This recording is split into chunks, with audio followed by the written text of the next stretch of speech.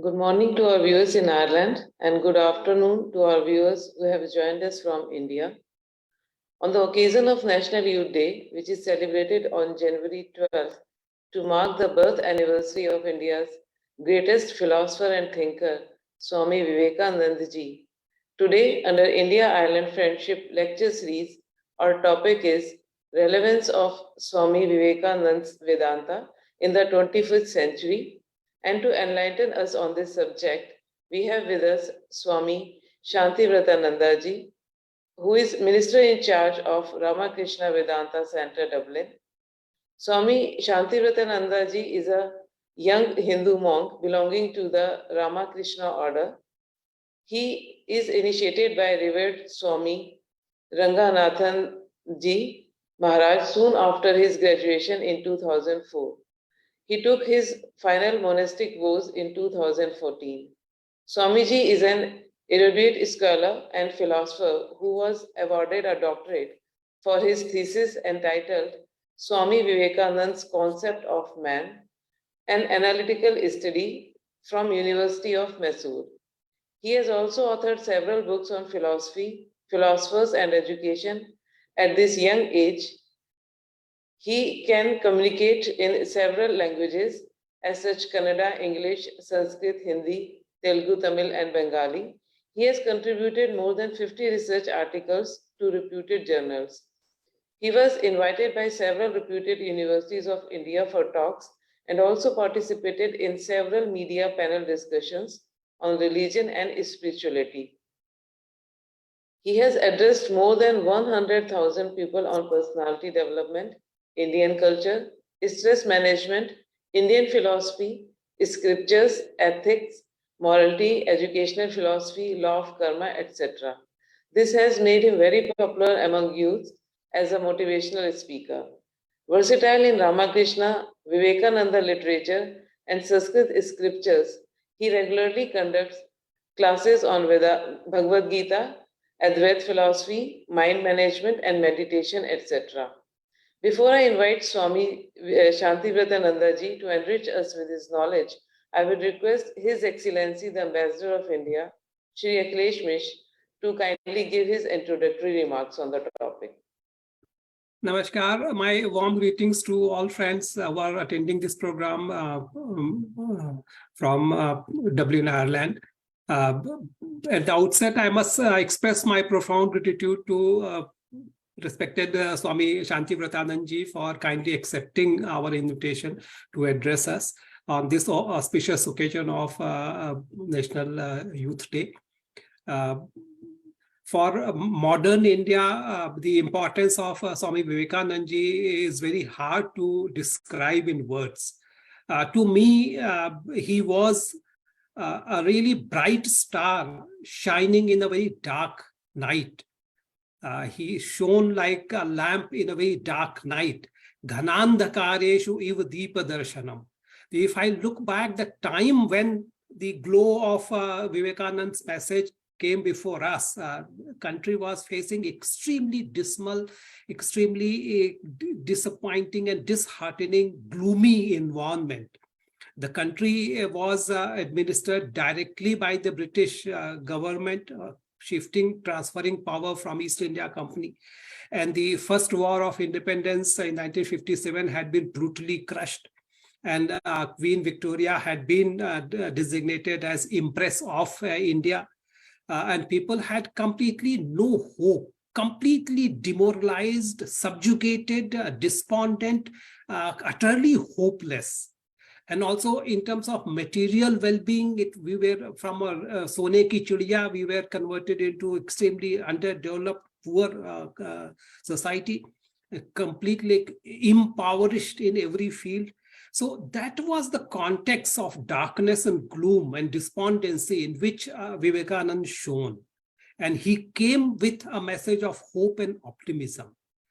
It was such an electrifying presence for him to say, arise, awaken, all the powers in the universe are already ours. It is we who have put our hands before our eyes and cry that it is dark.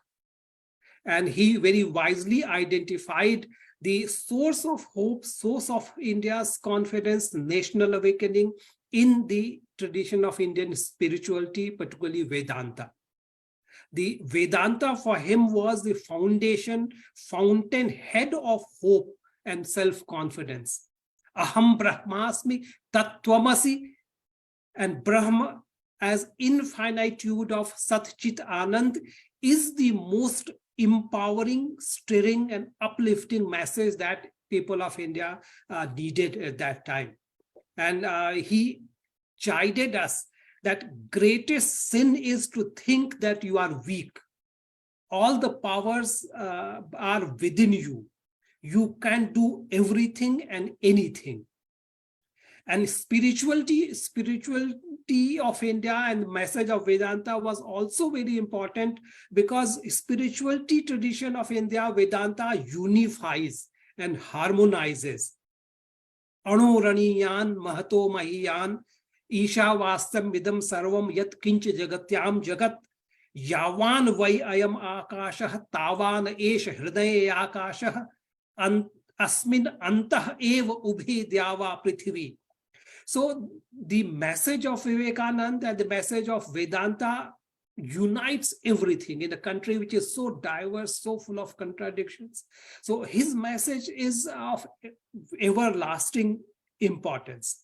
And also he gave us a very clear understanding of explanation of the diversity. And he pointed out that it's very natural for human society to think of different paths, but he also showed that the ultimate destination is one. Ruchi nam vaichitrayat riju kutila nana pathujusham nrinam eko gamyas tvamasi. And also he clarified that I may tell you there is no polytheism in India. In every temple, the worshipped apply all the attributes, including omnipresence, to the image. It is not polytheism nor henotheism. And also he told us that just feeling good is not enough. There has to be stress on action, bold and confident action. So his message to the people of India was, take up one idea. Make that one idea your life.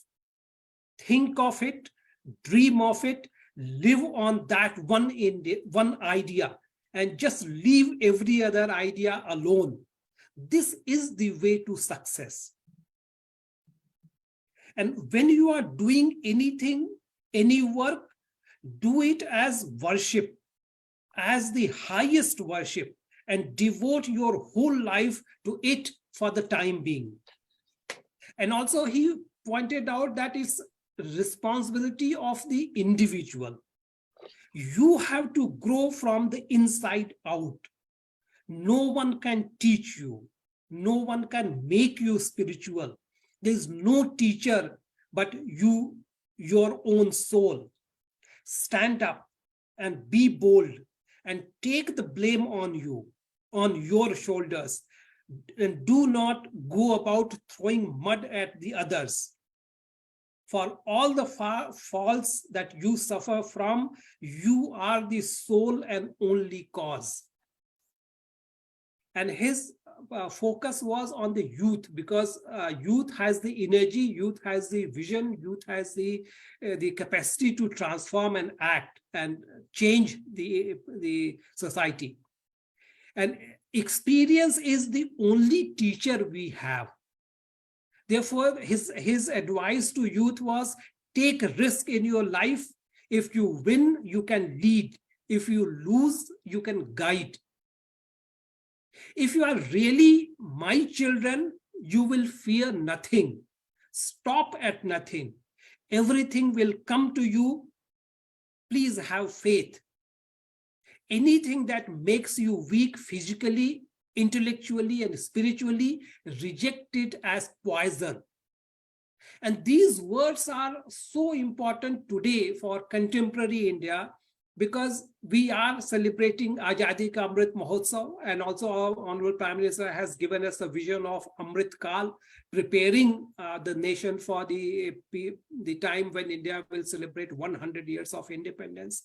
So the task of regeneration of India, a new India, a developed India is with us. And that is why his message and steering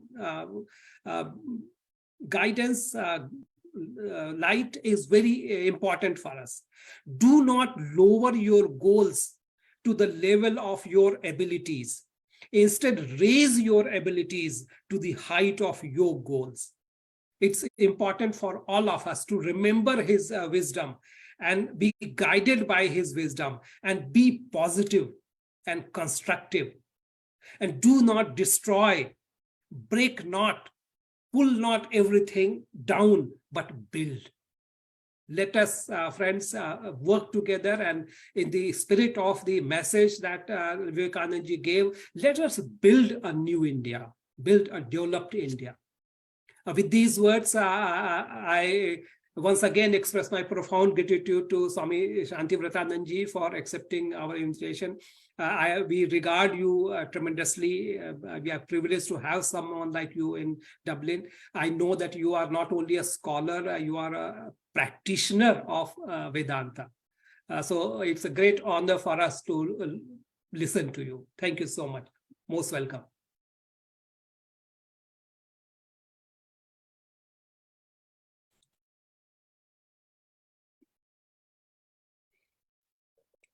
Jananim Sharadam Devim Ramakrishnam Jagadgurum Adapadme Tayo Shritva Pranamami Muhurmuhu Namashri Yatirajaya Vivekananda Suraye Satchit Sukaswarupaya Swamine Tapaharine.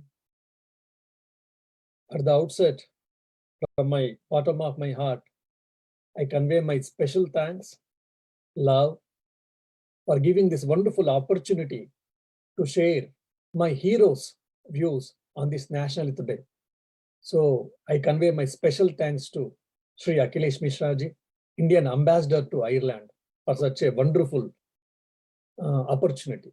And also I thank Hema ji also for inviting me, was instrumental in all these things. My dear Dublin people of the Dublin and Ireland, and also the Indians or Bharatiyas. Today it is a great day for all of us. India, probably the whole India is reverberating with the pomp and show, or with a lot of functions and celebrations because of National Youth Day. Rajgopalachari, the first Governor General of India, of independent India, he makes a beautiful comment, or his observation. Without Sri Ramakrishna and Vivekananda, you would have lost the India and the Hinduism or Sanatana Dharma, whatever we are having. Because of their advent, because of their contribution to Sanatana Dharma or Vaidika Dharma, and also to the India. So today, whatever we are having about our Sanatana Dharma and India, it is because of them. So both are the people, they are the builders of the modern India and the Sanatana Dharma Desa. So by this, we can very clearly understand the efficacy or the impact brought by Swami Vivekananda and his Guru Sri Ramakrishna Paramahamsa. Of course, there are galaxy of saints had come in India. That is the reason of so many, again and again, attacks had been from different religions, different countries, different civilizations. Still, we struggled, we handled it, and we are thriving. And as our Excellency, Mr. Akhilesh Mishra ji told, that we are thriving and we are becoming one of the super countries today. And Swami Vivekananda became well-known personality in India, and especially with special reference to West, because of his Chicago's Parliament of Religions of 1893. And also, his philosophy has become very global philosophy. The yoga, meditation, all these things became famous because of Swami Vivekananda's address on Vedanta and Oriental philosophy. And he is the person at the age of 13 where all we as we children will be busy in playing or with the toys or with the bicycle, etc. He determined with fervor to know the soul behind all creations, and he dedicated his journey, which became a legend today. Imagine at the age of 13, he started a spiritual journey. And any youngster or a boy or a girl or an old person, if he looks into, if he searches for the meaning of life, if he searches for solutions of any problems at the level of physical level or mental level or intellectual level or emotional level or also philosophical and spiritual level, Swami Vivekananda's thoughts can give a wonderful light, wonderful ideas, wonderful way. That is the reason across the globe, many of the people are following Swami Vivekananda's ideas, either directly or indirectly. The William James, the Harvard philosopher, called the Swami Vivekananda as the paragon of Vedantists. The Max Muller and Paul Dixon, the famous Orientalist of the 19th century, as we all know, they held him in a high genuine respect and affection. Rolla, the French Nobel laureate, he writes, quote, his words are choruses. His words are great music, phrases in the style of Beethoven, steering rhythms like the march of Handel choruses. I cannot touch these sayings of his scattered as they are through the pages of books or 30 years distance without receiving a thrill through my body like an electric shock. And what shocks? What transports must have been produced when, in burning words, they issued from the lips of the hero, unquote. Imagine the French Nobel laureate Rolla has been so much inspired and whatever the contribution he could do for the society because of Swami Vivekananda's words, if you say it is not the exaggeration. And coming to today's topic, Vivekananda's Vedanta, if you ask me, is the core philosophy of Vedanta was on the divinity of the man. He said that each soul is potentially divine and the goal is to manifest. Either you use it as from religion, from Karma Yoga, from Raja Yoga, from Bhakti Yoga, or from Jnana Yoga, or from work, or from worship. From any way, any means you can take, any means you can use, but the goal should be the manifestation of the divinity. And as we all know, today is the present age of humanism with the science and technology. So present, most of the philosophies, they holds the man should be the chief concern and center of all activities and thinking. Though through science and technology, man has attained great prosperity and power, and modern days of communication and travel have converted the entire globe into an entire world into the global village.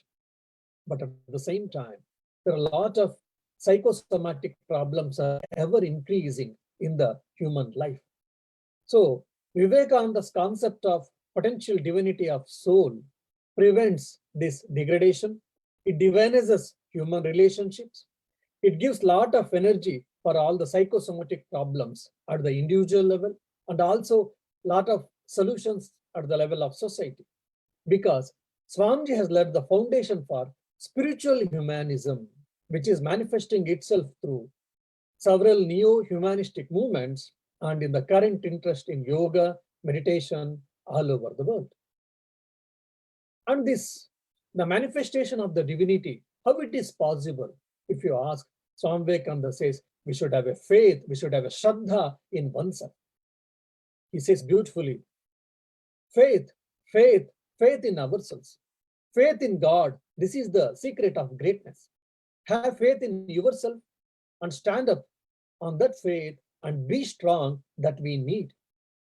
Our first duty is not to hate ourselves, because to advance, we must have faith in ourselves first and then in God. Who has no faith in himself can never have faith in God. What a beautiful statement. First and foremost, we should not hate ourselves. At the same time, we should not be attached also to this body. But we should have faith in ourselves.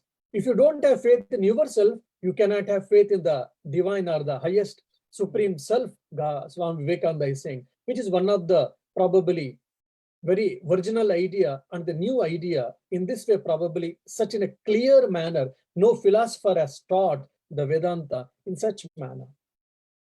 And when we hear this type of things, yeah, it is listening. For listening, it is good, Swamiji. But having a faith in oneself, can anyone has achieved the success? Can anyone has solved the problems at the individual level or at the society level? This question may come in our life, in our mind. Yes. Swami Vivekananda himself is the great testimony, greatest example for the faith.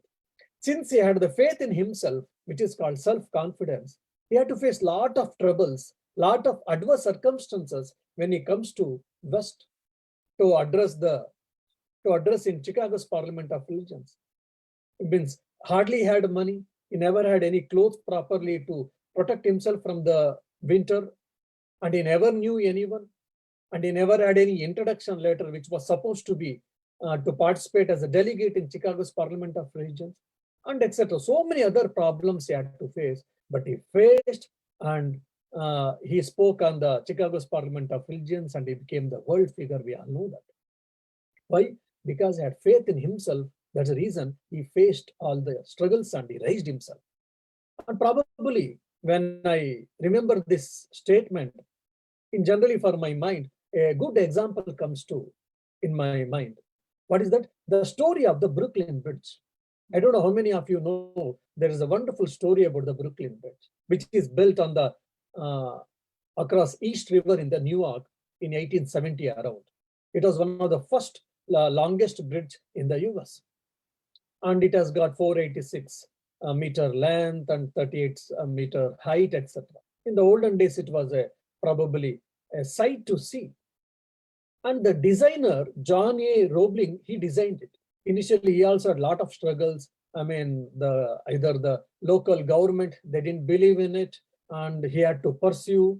Finally, they accepted, and the quote was given, money was sanctioned, and he started building. And with that, the existing technology, it was a great task and very hard task it was. And he started building. In probably a few months, there was a fire accident, and as a result, he also lost his life.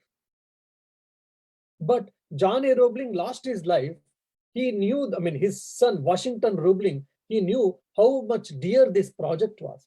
As a result, he himself was an engineer. He himself went to the government and he said, please don't cancel this project. I would like to take upon my father's task and I will continue the task. Again, they were not happy. They were reluctant. But again, Washington Roebling, he pursued them. And finally, because of dedication and determination, the government allowed with some certain conditions. It was the hardest task. And again, he continued the work. And because they were going ground with a high temperature, standing in the cold water, lack of oxygen, and so many other physical limitations, a lot of people had to suffer from casein disease, a particular type of disease then. And even Washington Roebling also had to suffer from this disease, and he was paralyzed, and he was unable to speak properly. He was unable to move. His father has passed away, and he has become now, probably he was confined to his chair, or he was confined to bed. Then what will happen then? But still, this Washington Roebling's wife, Emily Warren Roebling, she took up the task.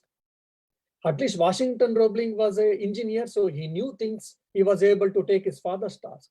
And she was probably a lady of graduation, probably, but she was never an engineer by profession.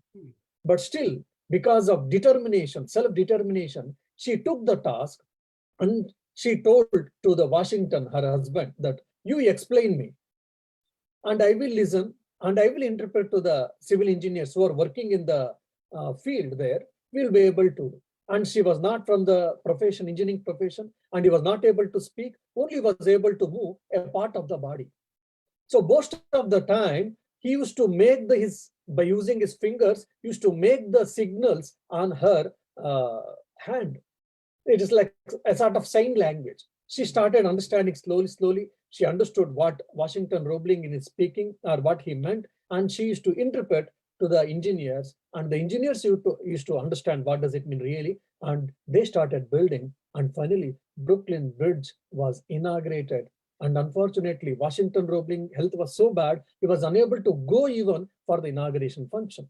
Just he was in the house, he was confined to house. And afterwards, the government people, a group of government servants, they came and they thanked Washington Roebling and Emily Warren Roebling, and also they presented some gifts. So this is one of the wonderful example for all of us. One who has got self-confidence, one who has got Shraddha, one who has got faith in himself, he can do anything and everything. That's what Swami Vivekananda means. So Shraddha means it is not just mere faith or mere belief, rather faith or belief translated into action, Swami Vivekananda clearly says. And that's why he says that. What is the difference between man to man? What is the difference between a human being and another human being? Or what is the difference between a common person and a successful person? It is, he says, that the manifestation of the self-confidence or the manifestation of the Shraddha. The person who has created history, he has got more self-confidence than the other common people. That is the reason he became the part of the history, rather the history remembers that. So Swami Vivekananda gives very clearly for all of us, we should have this Shraddha. Want of Shraddha and Brahmacharya, this is the one of the main problem of the young Indian youths. They are suffering, that's what Swami Vivekananda says. So the Brahmacharya and the Shraddha both have to be developed in the full extent possible according to Swami Vivekananda. But also Swami Vivekananda says very clearly, my ideal indeed can be put into few words, and that is to preach unto mankind their divinity and how to manifest, make it manifest in every moment of life. So understanding the divinity, I am the divine and I am not the sinner. I am not the body. I am not the mind. I am neither the intellect nor the thoughts or feelings. I am the soul, or I am the spirit. I am the self. What a beautiful idea. Shvetashvatara Upanishad says, Shunvantu Vishve Amritasya Putraha Ayedamani Divyani Tastuhu Vedaha Metam Purusham Mahantam Aditya Varnam Tamasah Parasta. Thousands of years before, our Rishi said, oh, children of immortal bliss, please listen to me. You are the children of immortal bliss. You have got indomitable energy, infinite capacity, and whatnot. So, and Swami Vivekananda very clearly, very emphatically, he tells that if you feel that body, you are able to do many things, just like the West has done many achievements. And when you feel your mind, you can do much more achievements. And when you feel that you are the self, you can do the best things. And the India stands for the spiritual knowledge. India stands for Atma Gnana. We should not forget. Even probably we all know that the standard story of a great monk who startled the great emperor called Alexander. In front of Alexander, the great monarchs had down their heads and they feared and etc. But a penniless beggar, a monk who was wearing just a lion cloth, he was not at all moved, or he was not at all feared by Alexander. Rather, Alexander moved away. Alexander got astonished or startled by seeing this, a penniless monk or a beggar monk. How? Because of the self-knowledge. When Alexander said that I will kill you if you don't come with me or if you don't listen to me, then this monk started laughing loudly and he said, you have told today great lie. Alexander said, what do you mean? He says that because Nainam chindhanti shastrani nainam dahati pavakaha nachainam kledayantyapo nasho shaiti marutaha achedyoyam adayoyam akledya shoshayevacha nitya sarvagatastanu achuloyam sanatana. I am the self. No instrument can pierce me. No air can dry. Water can wet. And also fire can burn me. And I cannot be split. And I am the ancient. I am the eternal. Neither I am the I am neither I have birth nor the death. I am the Sanatana. I am the ancient. So you cannot do anything for me. At the most, you can kill my body. And because of this Atma Gnana, he was able to face the great emperor called, Alexander. So similarly, we can see such an example in the life of Swami Vivekananda himself. During his Parivrajaka days as an itinerant monk, Swami Vivekananda once he took a resolve, spiritual resolve, that I will not beg for food, I will not ask for food, and he is traveling in the Himalayas in the thick forest. That too 125, 130 years before. You can imagine, very well imagine. In Himalayas, there are very few people who were residing during that days, that too in villages. and in the forest, no one would have been there. And he's traveling in the forest, he's walking in the forest, and he has taken the resolve that I will not ask for food. If God wishes, let him send the food. And he took the resolve, and is known for his mighty willpower, and he was traveling. For 3 days, he never had a single morsel of food. He was so much hungry, and he's feeling a bit weak also, because from 3 days, no food, only just taking water, which is available in the rivers. And 3 days he has walked. 4th day probably was walking. Then immediately he sees lion or tiger. Imagine, suddenly if we hear that a lion or tiger has come, immediately we will say thank you. Okay, we will see afterwards, and we'll stop all this lecture series and we will run away immediately. We will shout, we will scream and whatnot.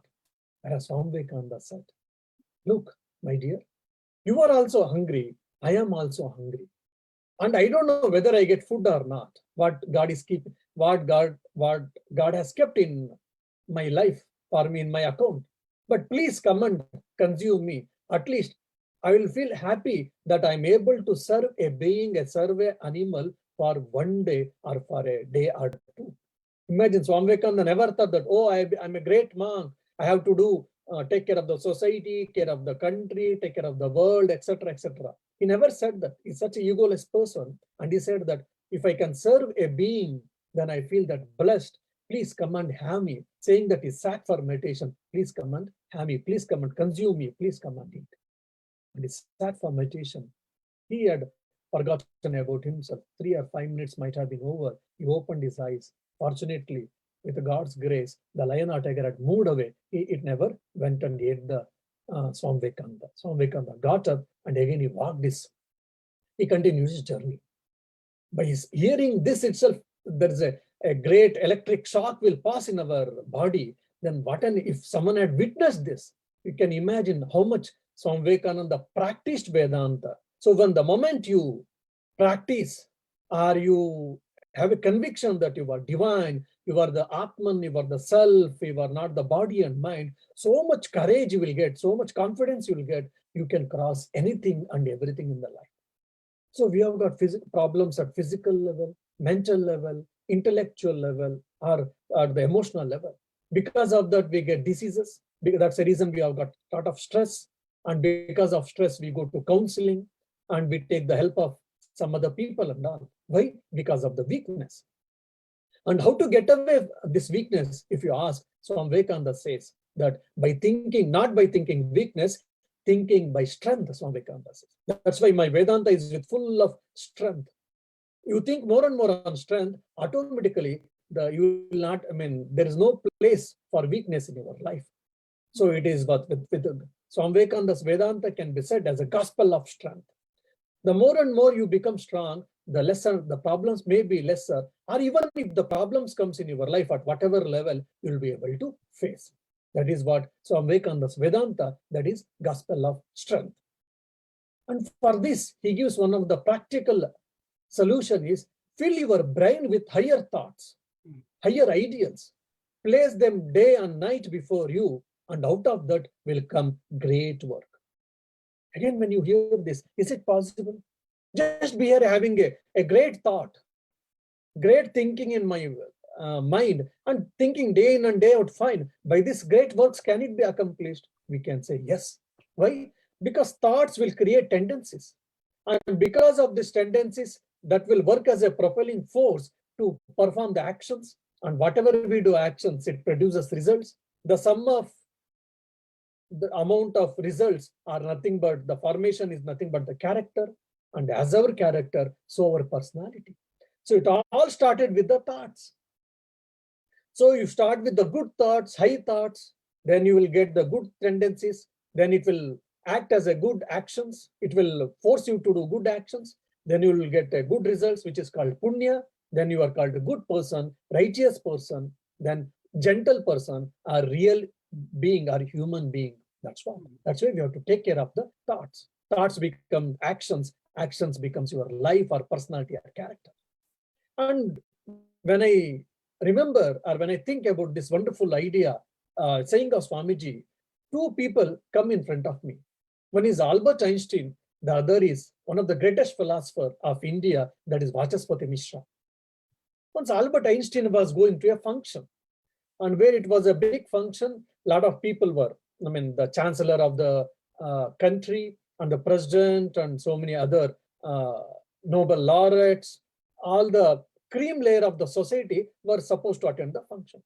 Imagine if we are going to such function, we take care of our dress, we take care of our physical form, probably nicely we comb. Of course, we monks, we are bald, so we don't do it. But otherwise, the people who have got the comb and they nicely make up and do all the things and they go.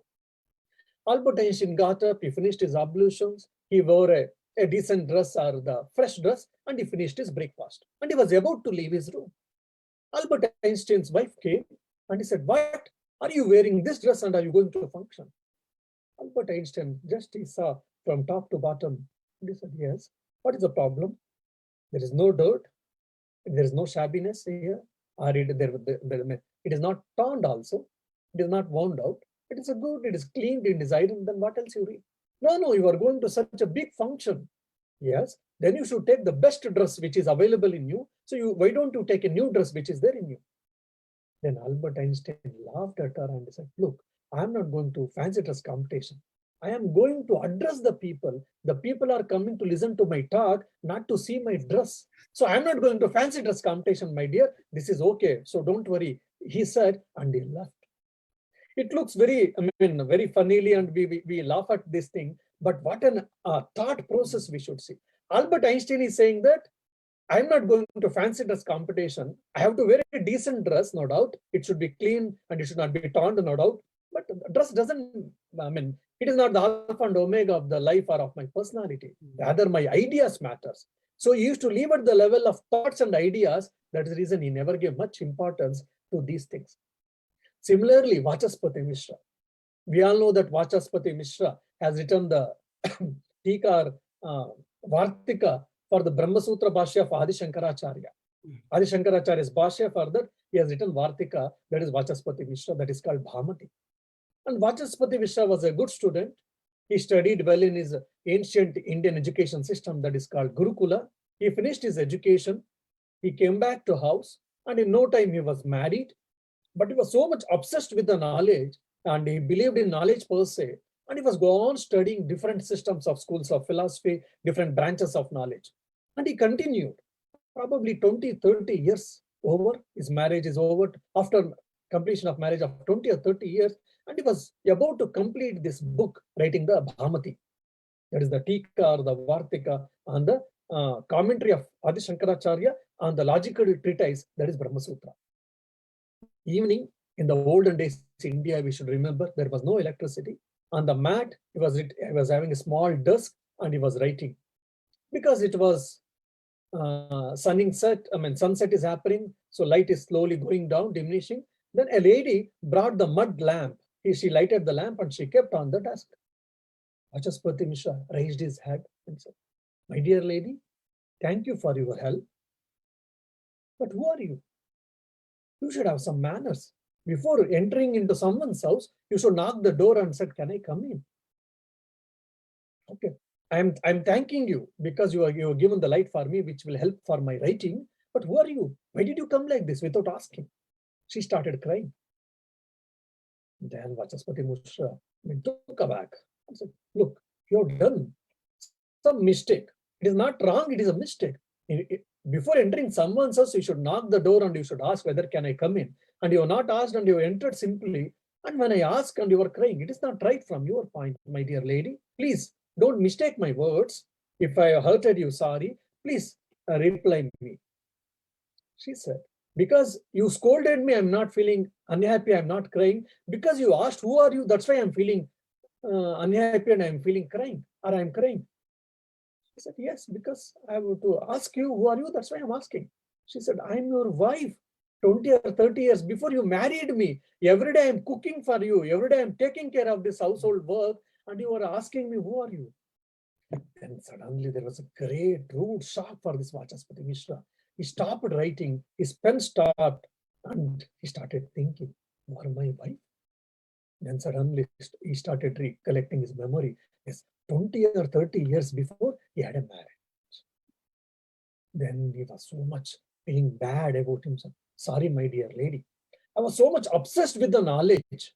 Always I was thinking to acquire more and more knowledge and whatever I have to contribute to this knowledge or philosophies. And I was obsessed with that, and I was continued my life journey or knowledge journey, no doubt. But at the same time, as being a faithful husband, I didn't do my work properly, and I didn't do properly take care of you and take care of your wants and whatever. Please, I beg you the pardon. Please excuse me. But whatever I have done. I cannot do it. I mean, I cannot forgo it. But I will try to rectify mistake by naming this work by your name, so that people may forget my name, forget me, at least in the eons, coming days, centuries, people not forget you.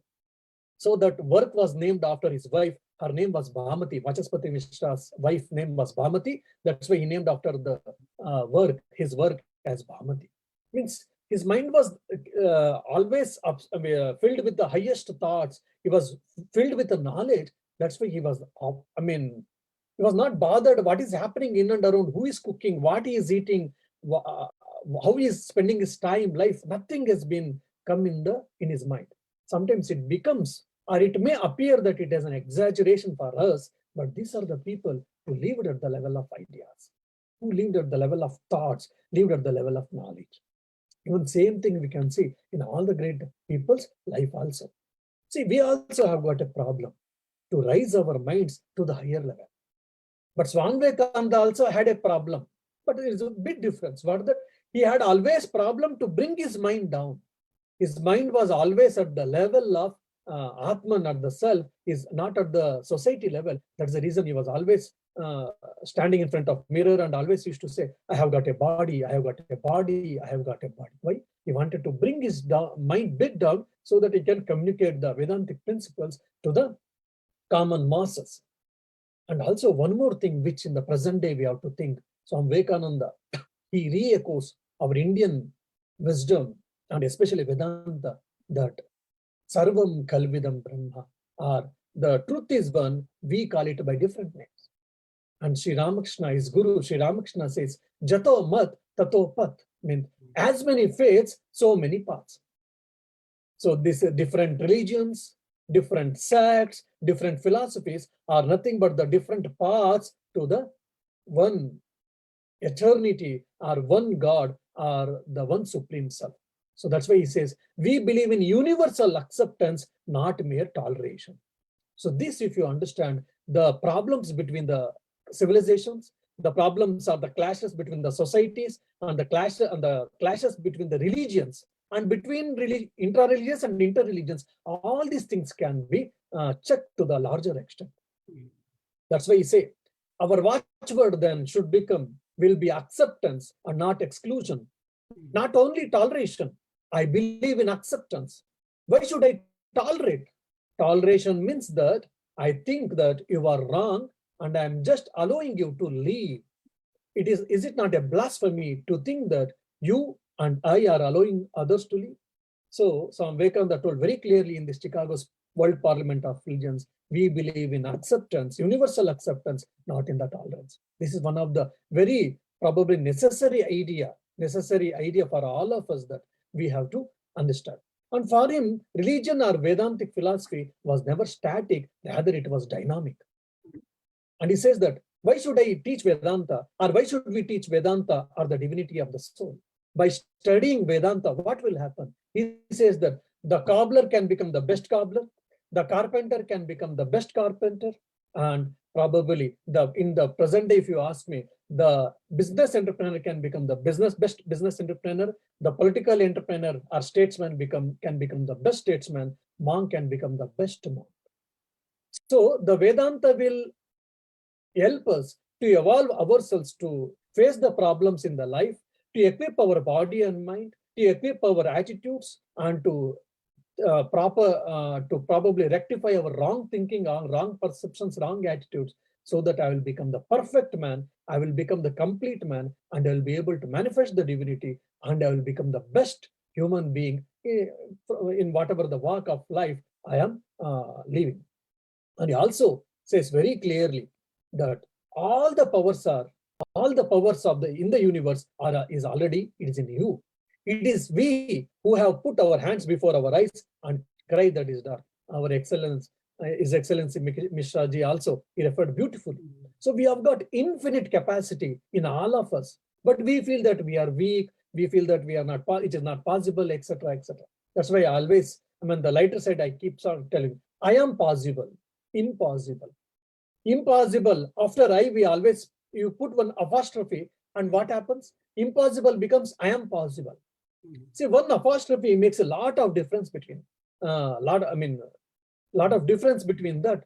So we have to think this, and when we have a faith in this, in our own capacity, in our own potentiality, we can achieve wonders.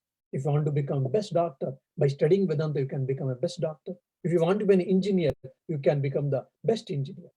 And also Swami Vivekananda gives one more idea, very important idea for all of us, that live and let live. Swami Vivekananda rebuked the Darwin's theory of survival of the fittest. He never accepted survival of the fittest. He said survival of the fittest may holds good in the animal kingdom. That should not be the tagline of the human kingdom. Because of that only, colonization had happened.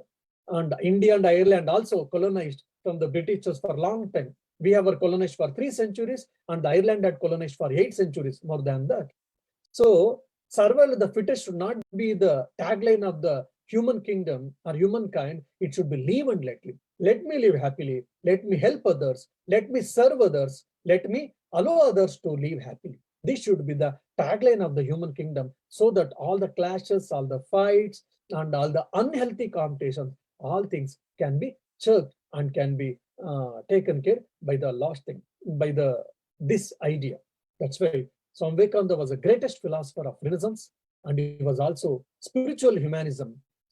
He has given wonderfully. We shall try to understand more and more, and we shall try to put into practice, so that we can become the better human beings and we become the divine. So we are all divine. We are all not body, mind, neither the sinners. So I again thank Dr. Akhilesh Mishra ji, His Excellency Indian Ambassador to Ireland, for giving this wonderful opportunity to share my views on Swami Vivekananda's Vedanta and its relevance in the 21st century. Thank you. Jai Swamiji. Jai Hind. Swamiji, I must thank you so much for your very inspiring lecture. Every time I listen to you, I learn so much myself. In fact, the whole time I was taking notes. You are incredible as an orator. Yeah, I observed. Akhilesh Mishra, it was your kind gesture. Yeah, no, but you are so profound, and your explanation is so like resonating with people and contemporary thoughts which bother us. We are very grateful to you.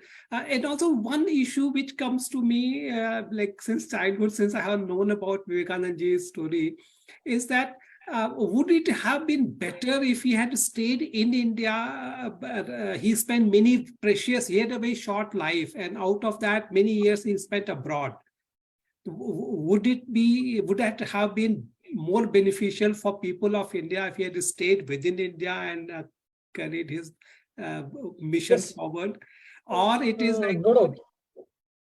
If he had stayed back in India, in India, probably he would have done much more to the Indians, no doubt. I don't say no. But Swami Vivekananda very clearly said that I'm not the person who has been limited by any boundaries, either from religion or from country or any boundaries. I'm a universal person. So you cannot limit me from any boundaries. Someone asked this question. Swami Vivekananda very emphatically, clearly told, you cannot limit me from the religious boundary or from the geographical boundaries. And he also makes a beautiful comment that just like Buddha had a message to the East, I had a message to the West. So, and also he knew that West is sinking down because of their own lacuna of understanding of philosophy and divinity of the soul and all other things. That's why probably by giving this Vedanta, and the whole Western civilization got uplifted. That's the one thing. And probably it is my personal opinion, I may be wrong, because West accepted Swami Vivekananda. And in the West, Swami Vivekananda became very famous. As a result, Indians also started accepting it. Yeah. If not all, many people. And in So fact, that may be one of the having reasons. lived in US myself, so I see like wherever he went, to me, his heart remained in India. And I think that was also a part of his vision, that if message resonates in Chicago, then it would have much wider reverberations back home in India. Yes. And like, because as I see the time of his life, like when he lived and he worked and spoke, then India was in very, very dismal condition. We had no hope, no expectation, no optimism, and therefore completely lacking in self-confidence. So the courage of a young Swami going to the Western world and addressing 7,000 topmost thinkers and spiritual leaders, and saying proudly that I come from a country like this and I belong to a religion like this, that confidence itself would have been electrifying. Yes. And that would not have been possible if Yes, we had given a lecture in Ayodhya or in some corner in Chitrakoot. You nicely put it. So this can be understood in 2-3 ways. Yes. One is that he tried to bridge the gap between the East and West. Our Oriental philosophy and Occidental philosophy, our Oriental mindset and Occidental mindset. Though today it doesn't, hold on to larger extent, but still, he was one of the person who built the bridge and who tried to remove the differentiation first. And also, you had given me 2 books. Sorry? No, you had given me 2 books about Swami Vivekananda, Gyan Yoga and Raj Yoga. And it's like, I'm so grateful to you, because the kind of explanation from the Eastern point of view and the Western point of view, he's a great synthesizer. Yes. And also, because if you see, even in the West, because of Industrial Revolution and all, the people had started thinking that, okay, since we can do anything and everything, there is no need of God and religion. So religion means, I'm not saying only dogmas or doctrines, or religion means in the sense of spirituality I'm speaking. Yes. Because of that, the whole civilization was under the, was sitting on the larva, basically. Even Swami Vivekananda told that very clearly, that you are on the larva. If you don't involve or include the spiritual aspect in your civilization, there will be great disaster. And we saw the 2 world wars the whole world had to witness. So probably Swami Vivekananda knew this. That's why he went and probably he tried to give that spirituality and Vedantic philosophy, a sound and base philosophy for the Westerners, so that by holding on to that, larger problems can be solved. That's the one thing. And from Indian point of view, as you said, at that time, so much self-confidence was less and void in that. So he showed the Indian, see, I have gone to the different parts of world or West like you. I'm also Indian, but I'm able to prove who I am. So he raised the level of dignity of the India and the Sanatana Dharma, Vedanta to the greatest heights, one thing. Second thing, by showing himself by all his acts and by his achievements, he gave a confidence on for the Indians, you can also do. Because Indians were thinking that probably we are not good because of the Macaulay education system and because of the again and again colonialism, people had lost their self-confidence and self-identity. So Swami Vivekananda had to give that self-identity for them. That's why he did all his achievements and all this type of actions by which he gave back the self-confidence by his work and by his actions and by his philosophy. Probably that's how I understand. Yeah. So Amrit, what was his main language? Like his language of communication was Bengali or English or Hindi or Sanskrit?